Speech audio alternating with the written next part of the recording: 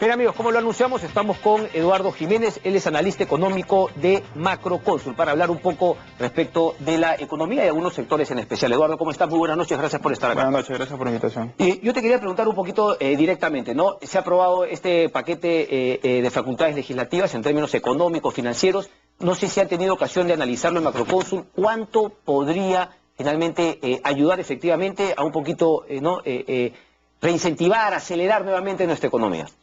Mira, yo creo que es bastante poco lo que se puede hacer. En realidad, no ha habido, en lo que va del año por lo menos, una verdadera intención del gobierno de hacer lo que debe hacer, que es en una coyuntura como la actual, en la cual tenemos pues una desaceleración fuerte de la economía, ya lo hemos visto en los primeros meses, hemos crecido apenas 1.7 en la primera parte en el primer trimestre del año, y sin embargo la inversión pública se viene cayendo 20%, ¿no? Es una caída pues brutal, es un colapso básicamente de la inversión pública, creo yo.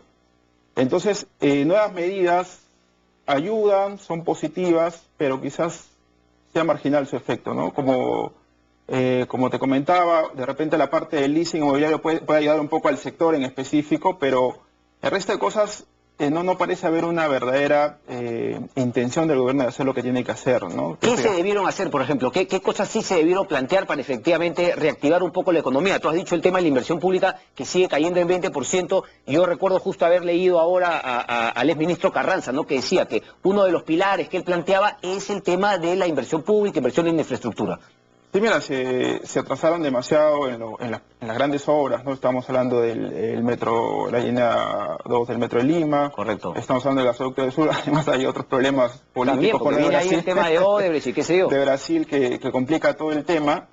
Pero lo que pienso yo que debería hacer el Ministerio de Economía es decir, señores, comenzamos a gastar, debemos meterle toda la fuerza del mundo a gastar, porque no necesitamos más leyes, necesitamos más acción, digamos, ¿no? Necesitamos meterle de lleno el acelerador a invertir en las regiones que se está cayendo 40%, en los gobiernos locales se está cayendo 40%. Eso justamente te iba a preguntar yo, porque claro, la responsabilidad también es mucho que ver de los gobiernos locales, gobiernos regionales, o sea, ¿cómo puede ayudar el Ejecutivo, el gobierno central, a que esos gobiernos, por ejemplo, cuando tienes a un Ancash paralizado, porque finalmente todo el mundo desconfía de Álvarez y ni qué decir del señor Waldo Ríos ahora?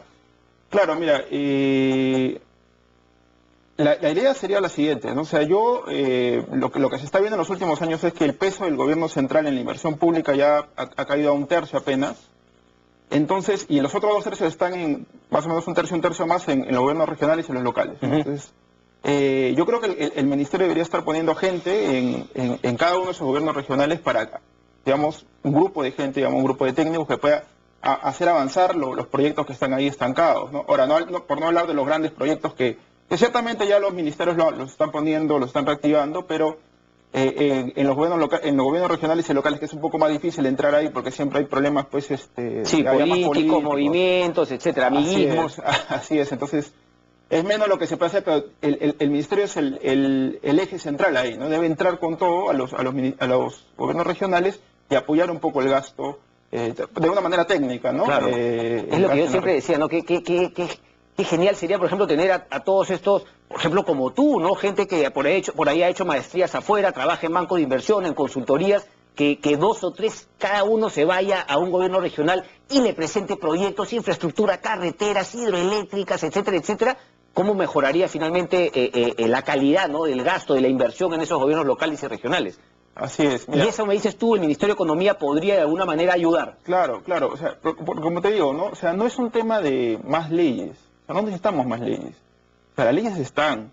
Si bien hay cosas que hay que afinar, hay que hacerlo, ¿no? Pero más leyes no van a solucionar este problema que se esté cayendo 20% de la inversión pública, ¿no? Porque las leyes ya están dadas para hacerlas. De hecho, hay proyectos ya hechos, ¿no? Pero no se ponen en marcha y eso viene de las autoridades, ¿no? Ahora, ¿tú crees que es un problema de gobierno o un problema de Estado? Es decir, quizá con otro gobierno el problema sería el mismo o finalmente este gobierno ha sido especialmente ineficiente en ese gasto, porque aquí ya no estamos hablando de la coyuntura internacional, estamos hablando de la capacidad que tiene el Estado con este gobierno en particular. Mira, lo que pasa, en realidad lo que pasa siempre después de que entran los gobiernos regionales y locales, luego de que hay elecciones, siempre hay estos baches, ¿no? de caída del gasto. O sea, no creo que sea un tema específicamente de este gobierno. De hecho, ocurre casi siempre, digamos, ¿no?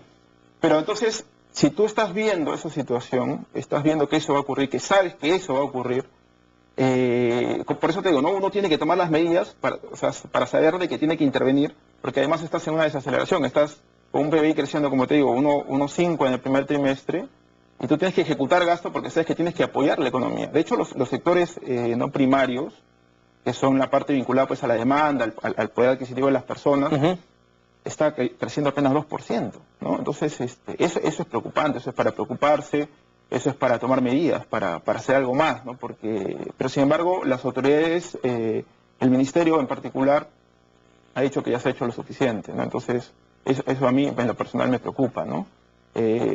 Porque creo que el mejor momento para ejecutar gastos ahorita, hoy, ¿no?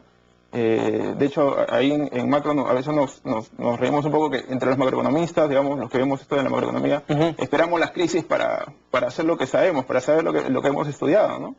Y sin embargo... ¿Y esta es una de ellas? Esta es una de ellas, por supuesto.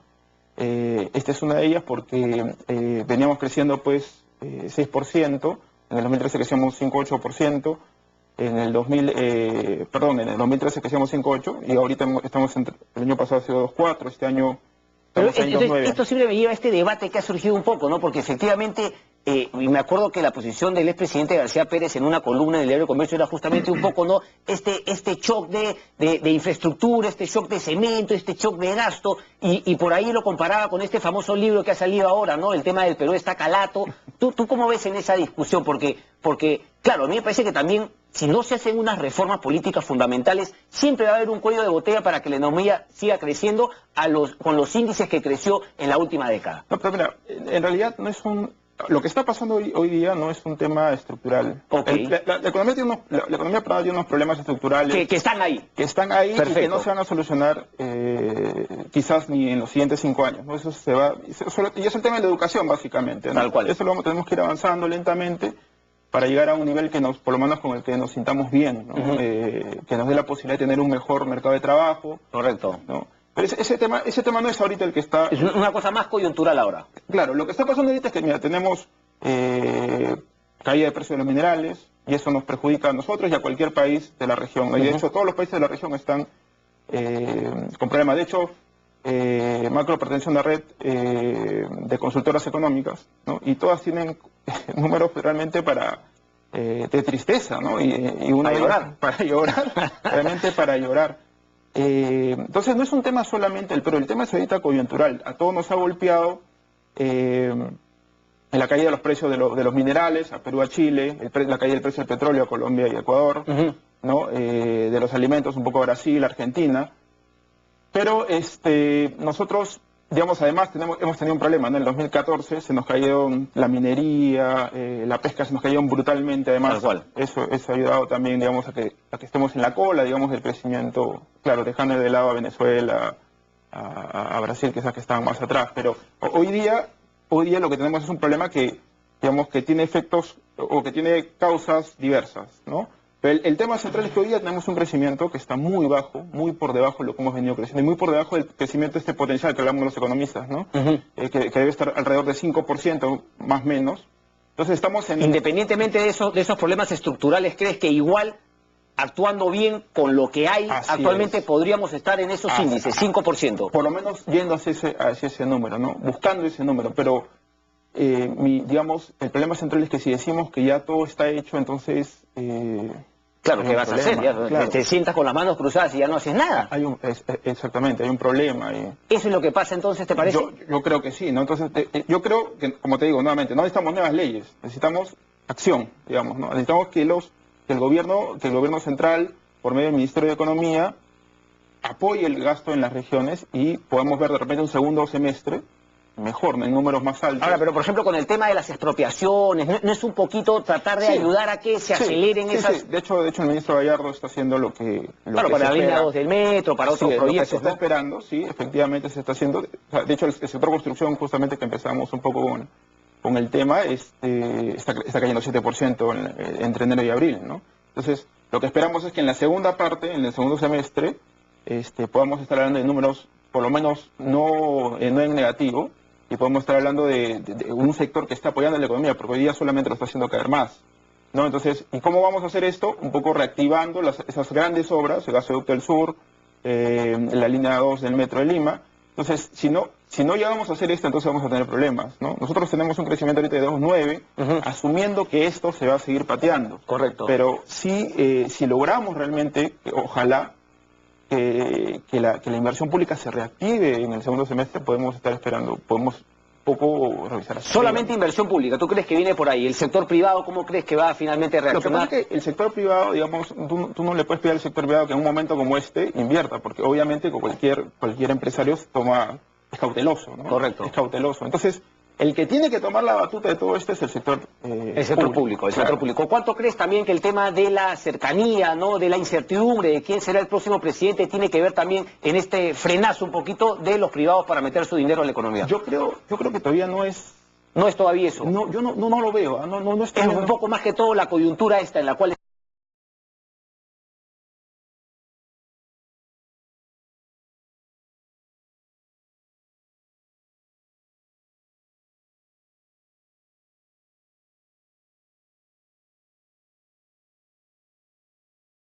No es todavía eso. Yo no lo veo. Es un poco más que todo la coyuntura esta en la cual estamos, en la economía. Yo veo que hay factores económicos que nos han llevado a esta situación y que los podríamos solucionar. Este gobierno las podría por lo menos ponerle un poco más de énfasis en solucionarlos. Sin embargo, eso me parece que no está ocurriendo todavía. Eduardo, yo te quería hacer una pregunta, porque sí, siempre se cuestiona mucho, ¿no? El ruido político, cómo afecta, ¿no? Las inversiones, cómo afecta la economía. Pero tú mencionaste uno, sin yo decirte nada, del tema del gasoducto y que habían otros líos por ahí. Obviamente estamos hablando de algunas empresas brasileras que se están destapando investigaciones. Ese tipo de cosas, vamos a llamarlo ruido empresarial, ¿no? Eso claro, también afecta a la economía, o sea, ¿cómo puede afectar eso a otras empresas que están en ese rubro? Yo sé, por ejemplo, de empresas que obviamente es un circuito, no es un círculo, virtuoso a veces, vicioso a veces, que provee a estas empresas de, no sé, metalmecánica, algunas cosas, ¿no? Acero para sus obras. ¿Hay también ahí, digamos, que se contagian por la caída de estas empresas? Mira, yo seré un poco cauto en hablar de ese tema, ¿no? O sea, sabemos que hay un conflicto hoy día en Brasil y que hay varias empresas trabajando aquí. Sin embargo, ¿cómo va a ser la reacción quizás de los bancos que financian, por ejemplo, el gasoducto? Eso no lo puedo saber y no quisiera dar una opinión al respecto porque no sabemos cómo van a reaccionar. Pero lo que sí es verdad es que causa preocupación. Causa preocupación y ciertamente puede hacer que mucha gente diga, entonces esto ya no sale, la economía sigue mal, ¿no? Entonces, de todas maneras, hay un miedo natural ante estas situaciones, ¿no? Sin saber en realidad todavía qué puede terminar pasando con estas empresas, ¿no? Pero ya de por sí, digamos, la incertidumbre, ¿no? Finalmente carcome a algunas otras empresas que tienen que tomar decisiones también. Seguramente. Entonces, esperemos saber cuál es el desenlace de esto, ¿no? Yo espero que no tengamos problemas. El gasoducto es una obra de $5.000 millones, o sea... Hasta 7.000, yo leí ahora, sí, una locura. Es una obra gigantesca, entonces lo ideal es que comience a operar, o digamos, a su construcción en el segundo semestre y entonces la economía flote, porque realmente la gran preocupación de todos es que la economía sigue ahí con sectores primarios, no primarios muy desacelerados.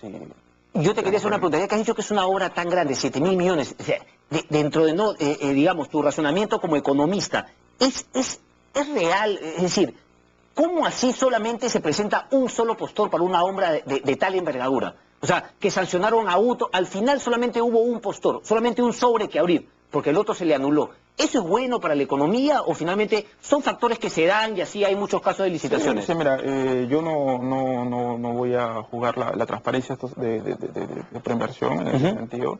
He visto procesos así, la línea 2 también tuvo un único postor y a mí me parece que el único postor es una empresa con las cualidades para llevarlo a cabo.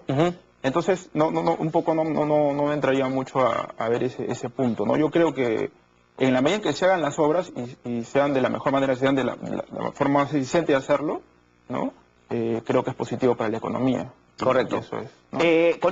Con esta termino entonces. Poca esperanza de lo que puede hacer este paquete, solamente algunas cositas puntuales como lo del leasing inmobiliario y qué otras cositas más, para ver por lo menos positivos. Ojalá, y me voy un poco más allá de la economía, pero nos importa también es la seguridad ciudadana, ¿no? La seguridad ciudadana tiene una repercusión en la inversión. Qué buen punto, ¿no? Están matando empresarios.